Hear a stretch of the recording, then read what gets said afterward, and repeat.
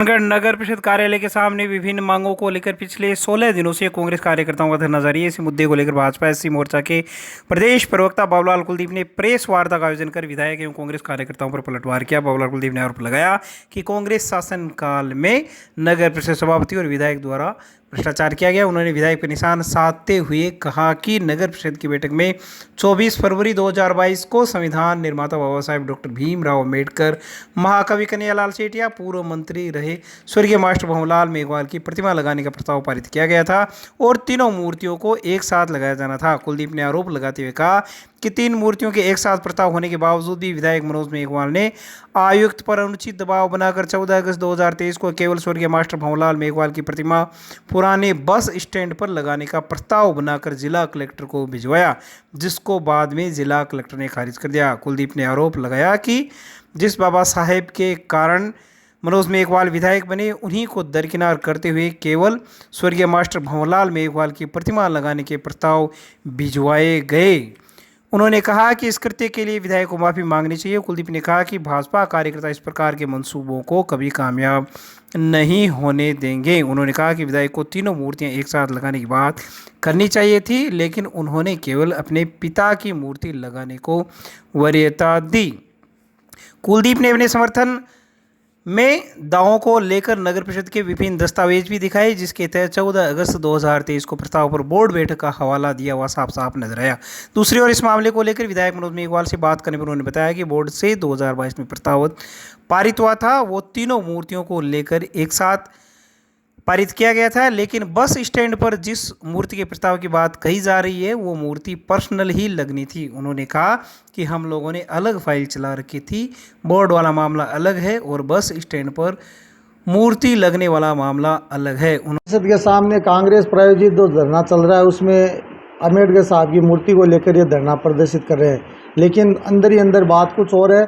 अम्बेडकर साहब की मूर्ति का लगाने का प्रस्ताव हमने फुल बोर्ड की मीटिंग में लिया था, लेकिन दुर्भाग्य है सुजानगढ़ की जनता का और संविधान निर्माता अम्बेडकर साहब का भी दुर्भाग्य मानता हूं कि ऐसे नेता जो अम्बेडकर साहब के नाम पर, आरक्षण के नाम पर जो परिवारवाद, वंशवाद से राजनीति कर रहे हैं, लेकिन अम्बेडकर साहब की मूर्ति को दरकिनार करते हुए माननीय मनोज जी मेघवाल विधायक महोदय ने अपने पिताजी की मूर्ति लगाने के लिए, हो सकता है उन्होंने अम्बेडकर पिताजी को मान लिया, अम्बेडकर साहब की मूर्ति को उन्होंने लगाना उचित नहीं समझा। तो 14/8/2023 को कलेक्टर साहब को पिताजी के मूर्ति लगाने का प्रस्ताव भेजा और 3/7/2023 को पीडब्ल्यूडी के माध्यम से इन्होंने एनओसी ली।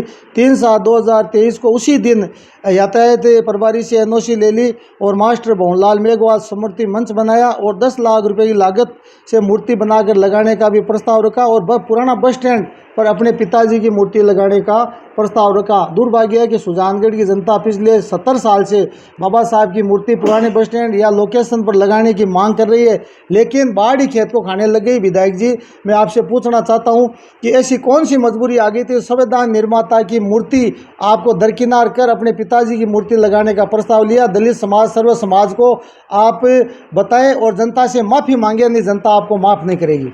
ये रिजर्वेशन सीट है और स्वतंत्र से लेकर आज तक चाहे एमएलए एससी का ही बना है, लेकिन दुर्भाग्य रहा कि अम्बेडकर साहब की मूर्ति ये लगाना नहीं चाहते। ये प्रमाणित हो गया कि ये नेता लोग बाबा साहब की मूर्ति लगाना नहीं चाहिए। उनके नाम से कमा कर खाने वाली बात है, आरक्षण के नाम से पद लेना, एमएलए बनना, प्रमुख बनना, पार्षद बनना, प्रधान बनना, ये अम्बेडकर साहब के नाम से तो राजनीति करना चाहते हैं और अम्बेडकर साहब को दरकिनार करके, और ये खुद ही अपने पिता परिवार को अम्बेडकर साहब मानते हुए, मेरे भी मास्टर भंवरलाल जी गुरु रहे, लेकिन आपको पता होगा कि स्वर्गीय मास्टर भंवरलाल मेघवाल सभागार नगर परिषद का हॉल का नाम मैंने रखा था और मास्टर भंवरलाल जी को जाने के बाद राज्य सरकार ने सम्मानित करते हुए, उनको सम्मान देते हुए कन्या महाविद्यालय मास्टर भंवरलाल मेघवाल रखा। लेकिन दुर्भाग्य है कि जिन नेताओं को अम्बेडकर साहब ने बनाने का रास्ता दिया, आरक्षण दिया, उन महापुरुष की मूर्ति लगाने के वंचित रखने वाले मनोज जी मेघवाल विधायक और सभापति नीलोफर गौरिया, सुजानगढ़ की जनता माफ़ नहीं करेगी। दलित समाज आज अगर ये बातें सुनेगा तो अपने आप अम्बेडकर साहब, अपने कहीं भी अम्बेडकर साहब होंगे तो उनकी आत्मा इनको बद्दुआएं देगी कि आप जैसे लोग जो महापुरुष की मूर्ति पूरी दुनिया में लगी हुई है, लेकिन सुजानगढ़ में आप मूर्ति नहीं लगा रहे हो। इससे बड़ी बात दुर्भाग्य है कि हमारे लिए और पूरे सुजानगढ़ सर्व समाज के लिए शर्म की बात हो नहीं सकती। क्या माने कि नगर परिषद अम्बेडकर की मूर्ति का कन्हैयालाल जी सेठिया के और मास्टर जी उसके बावजूद विधायक सिर्फ एक नाम की रिकमेंड करते हैं सरकार से। देखिए, फुल बोर्ड की मीटिंग में जो निर्णय लिया जाता है वो सुप्रीम कोर्ट भी चैलेंज नहीं करता। सर्व सम्मति से निर्णय लिया गया था कि बाबा साहब की मूर्ति 1 नंबर पे लगेगी और सुजानगढ़ के बढ़िया स्थान पर लगेगी जहाँ जनता का आवागमन हो। नंबर 2, कन्हैयालाल जी सेठिया जो कवि थे माइड भाषा राजस्थानी भाषा की, उनकी मूर्ति बढ़िया जगह लगनी चाहिए। तीसरा विकल्प था, राजनेता आते रहते हैं, जाते रहते हैं, विधायक मंत्री बनते रहते हैं, विधायक मंत्री कोई जनता के द्वारा बनाए होते हैं, लेकिन ये महापुरुष थे जिन्होंने इतिहास रचा है दुनिया में। बाबा साहब ने इतिहास रचा है, कवि के माध्यम से दुनिया में कन्हैयालाल जी सेठिया ने नाम रोशन किया। ऐसे तो फूलचंद जी जैन भी विधायक हुए। आज पूनम चंद जी बगड़िया की बात करें, हॉस्पिटल बनाई। आज पीसीबी स्कूल में हजारों IAS IPS बन के आ रहे हैं। फूलचंद जी जैन खेतान जलदाय परियोजना योजना, जाजोदिया टेरिस्ट पर कालूराम जी पसारी ने जगह जगह प्याऊ बनाई। फतेहपुरिया सरोवर की बात करें या चौथमल विश्राम आलय की बात करें, रेलवे स्टेशन की बात करें, घंटाघर की बात करें, तो सुजानगढ़ में उनकी मूर्तियां लगनी चाहिए, नेताओं की मूर्ति लगनी चाहिए। लेकिन बाबा साहब की और कन्हैयालाल जी सेठिया की मूर्ति को दरकिनार करने, अपने परिवारवाद वंशवाद को आगे बढ़ाने का जो ये किया है विधायक जी ने, ये जनता माफ़ नहीं करेगी। जनता जवाब मांग रही है। दलित समाज, सर्व समाज पूछना चाहता है कि विधायक जी आपने ऐसा जनता के साथ धोखा क्यों किया। एक आरोप आप पे भी लगा रहे हैं वो कि आप जो बाबा साहब की मूर्ति लगाने के पक्ष में नहीं है क्या, जो आप विरोध कर रहे हैं?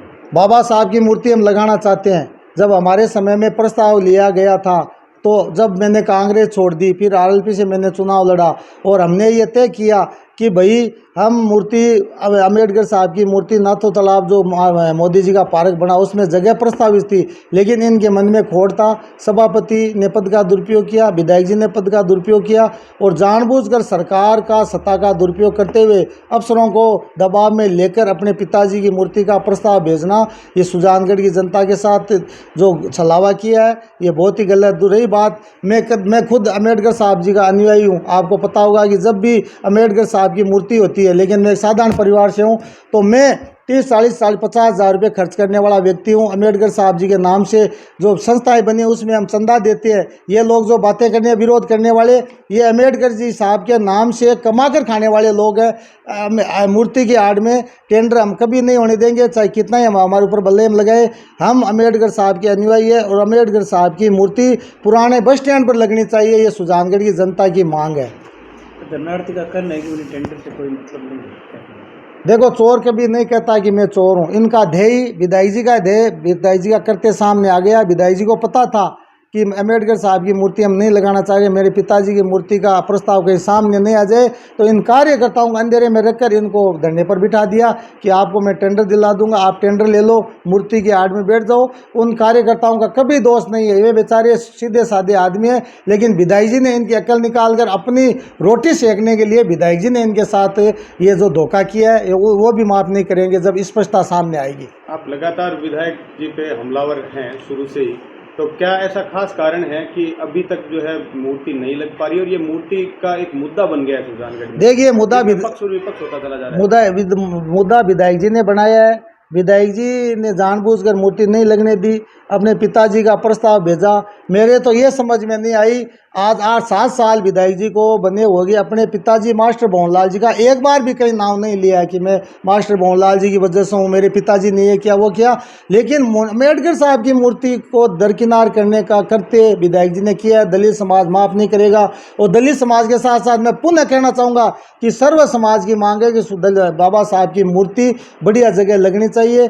और मैं तो कहता हूँ विधायक जी को इस पॉइंट पे माफ़ी मांगनी पड़ेगी, और जब तक माफ़ी नहीं मांगेंगे तब तक हम अब इस आंदोलन को हम तेज करेंगे, बाबा साहब की मूर्ति लगाने के लिए इनको मजबूर करेंगे। आप किस तरह से विधायक मनोज जी पे आप ये आक्षेप लगा सकते हैं कि उन्होंने मूर्ति नहीं लगने दी, बल्कि मैं कहूँगा कि शायद बाबा साहब की मूर्ति के लिए तो हर व्यक्ति, चाहे वो किसी भी धर्म समुदाय का है, किसी भी जाति का है, वो सब कुछ बाबा साहब के तो सभी आदर करते हैं। देखो, आप विधायक जी पे सीधा आप इसका ये आक्षेप लगा रहे हैं कि उन्होंने नहीं लगने दी आपके साथ। ये सीधा प्रमाणित होता है कि हमने प्रस्ताव लिया था कि बाबा साहब की मूर्ति, कन्हैयालाल जी सेठिया की मूर्ति और मास्टर भंवरलाल जी, तीनों का प्रस्ताव राज्य सरकार और संबंधित अधिकारी को भेजना है।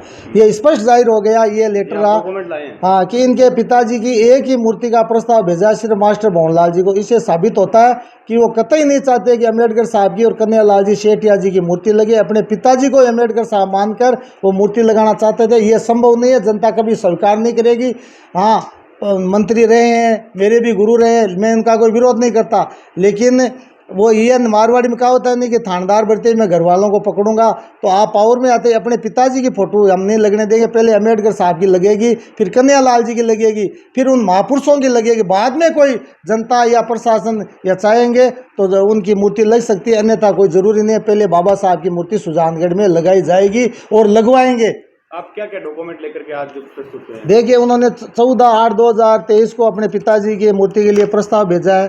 एक स्वर्गीय मास्टर भवनलाल स्मृति मंच बनाया है और पुराना बस स्टैंड पर लगाने के लिए ब्लूप्रिंट नक्शा लगाया है और यातायात की स्वीकृति सीएमडी ले ली, पीडब्ल्यूडी की स्वीकृति सीएमडी ले ली। तो इससे ये जाहिर होता है कि सरकार और के दबाव में विधायक जी ने अपना पद का दुरुपयोग किया, सभापति ने साथ मिलकर जनता के साथ कुठाराघात किया। ये सारे डॉक्यूमेंट आपके माध्यम से मैं पेश कर रहा हूँ। ये एनओसी रही, आप ये हाथों हाथ जबकि देखिए कि एक ट्रैफिक का जो साधारण सिपाही है वो एनओसी नहीं दे सकता, लेकिन उसी दिन एक साधारण सिपाही ने एनओसी जारी कर दी। ये भी एक बहुत बड़ा फर्जीवाड़ा जांच का विषय है। पीडब्ल्यूडी ने ये रही, देखिए ये जो उसी दिन तुरंत मौके पर इन्होंने जारी कर दी। तो ये भी इनके खिलाफ भी कार्रवाई होनी चाहिए कि ऐसे पद का दुरुपयोग पुलिस में एसपी साहब देते हैं। कोई भी एनओसी जारी होती है एसपी साहब से नीचे कोई जारी नहीं कर सकता। तो इस व्यक्ति के खिलाफ भी जांच होनी चाहिए। आप आरोप दर आरोप लगा रहे हैं, विधायक किसी भी आरोप का जवाब नहीं दे रहे, क्या करें? देखिए, विधायक जी को पता है कि उन्होंने राजनीतिक में आने के बाद जनता के साथ पहले नगर परिषद में भ्रष्टाचार फैलाया सभापति के साथ मिलकर, फिर अलग अलग बातें की, पानी की व्यवस्था हो नहीं रही है, सड़कों में भ्रष्टाचार किया, जहाँ उन सीवरेज में भ्रष्टाचार किया। बोलते हैं वो जो सच्चे होते हैं। हम तो ये कहते हैं नहीं कि हमारे कार्यकाल की विधायक जी जांच कराओ और आप भी लेटर जारी करो कि अपने सभापति नीलोफर गौरी की 5 साल की कार्यकाल की जांच कराओ, हम तैयार है।